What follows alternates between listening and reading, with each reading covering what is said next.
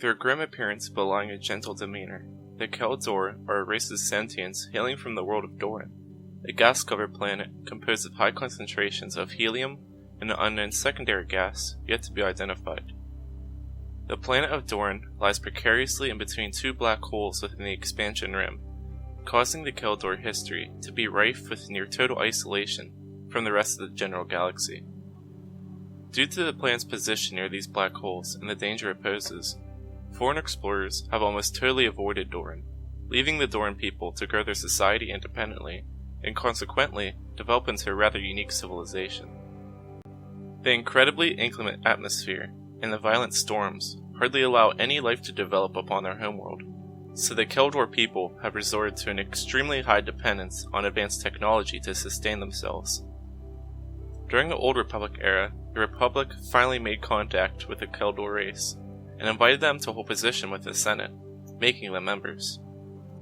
Soon learning that this newly found race could be Force-sensitive, the Republic was astonished to discover that Kel Dor had already known about the Force for several millennia, and even had their own faction dedicated to its study.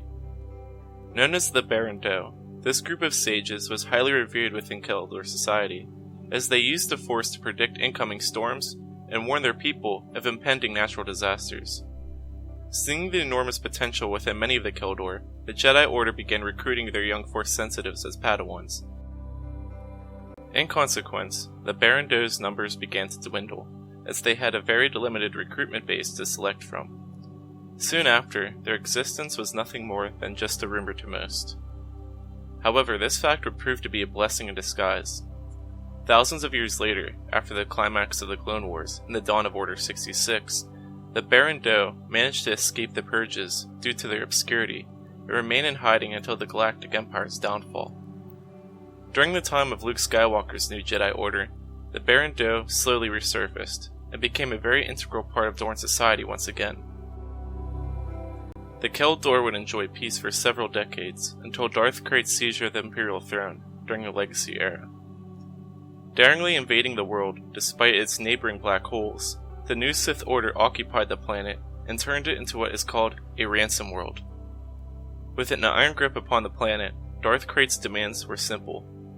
Doran would hand over its most capable inhabitants to serve mandatory service to its new empire, or all would suffer under his rule. Faced with such an ultimatum, the Kel Dor began taking positions within his military, and young Force-sensitives were sent away to be indoctrinated into the ranks of the Sith. After Cade Skywalker killed Darth Krayt, and Darth Nihil led the fractioned Order into hiding, the planet of Doran was left to be rightfully ruled by its native inhabitants. Outside of this information, however, little else is known. While sentients take on many unusual forms, the Kel Dor race is considered to be one of a stranger appearance to many.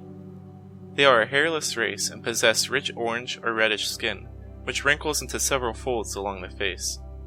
They stand only slightly shorter than the average human and possess 4 large fingers on each hand. On each side of their head lays a sensory organ, which connects directly to the back of the brain and ends in tusks protruding from their jaw region, allowing them to process thoughts at a faster rate than most other races. In the case of a Force-sensitive Kel Dor, this allows their telepathic abilities to be greatly amplified.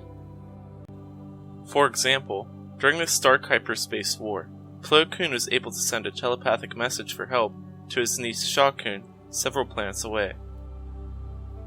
Although their connection as niece and uncle certainly played a role in this achievement, members of the Baran Do have shown a similar affinity for telepathic abilities and foresight into the future.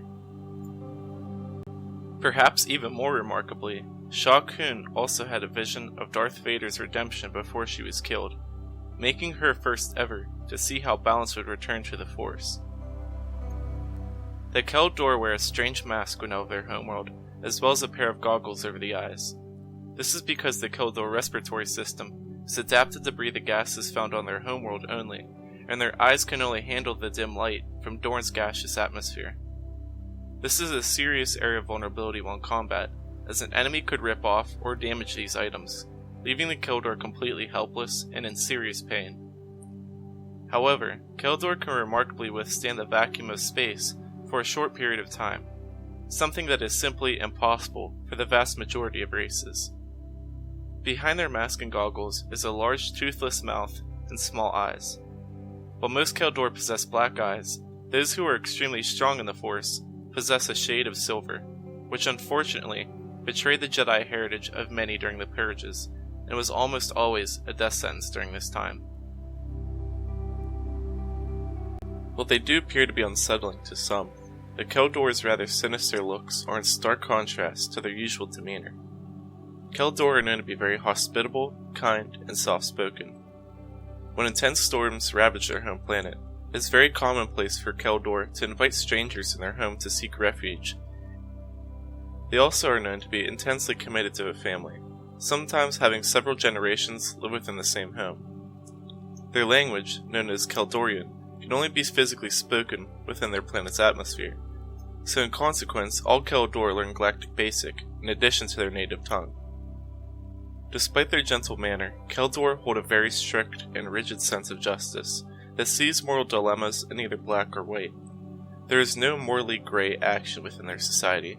There is either right or wrong, and actions considered to be wrong are met out with severe and swift justice. Like their Jedi counterparts, the Baran Do follow a philosophy of inner peace and clarity, rejecting actions that spring from feelings of hatred or rashness. However, unlike their Jedi counterparts, the Baran Do do not construct weapons like lightsabers, and do not act as a mediating military force, nor peacekeepers. In fact, most Baran Do refuse to participate in martial arts training, instead focusing their attention on honing their telepathic abilities in order to serve as sages rather than warriors. However, there are a minority who do take up this sort of training, arming themselves with either a simple bow staff or their fists alone. Those who are especially powerful can even manifest unique force powers found nowhere else within the galaxy. For example, the secretive force techniques, known as the Hasat Dur, allow the practitioner to summon torrents of white force lightning, force whirlwinds, and even the ability to summon intense thunderstorms. In conclusion, the Kel Dor are a race with an incredibly rich history and a unique faction of Force sensitives that even predates their first contact with the Jedi by thousands of years. While the Baran Do do not hold a very prominent position outside of their homeworld, there is no doubt that the planet of Kel Dor has produced some truly extraordinary telepaths. Some notable Kel Dor include the hidden one known as Cora Zil, the Jedi Master of the Old Republic Nostaral, and of course the legendary Jedi Master Plo Koon.